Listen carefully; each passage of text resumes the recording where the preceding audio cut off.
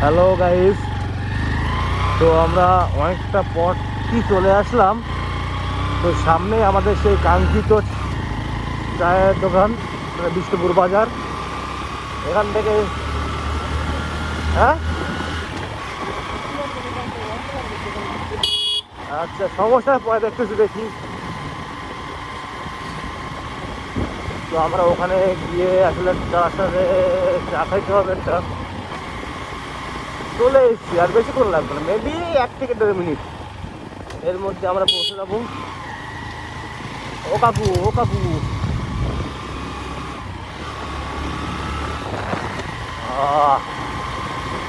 আমরা চলে আসলাম বিষ্ণুপুর বাজার। সামনে কর্নারটা ঘুরলেই দাবার দোকান।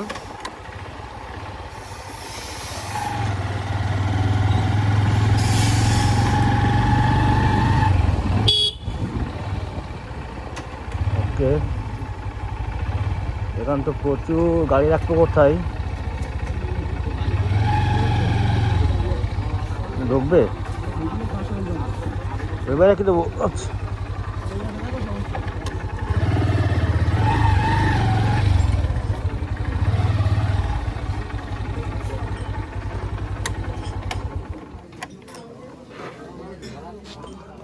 চলো।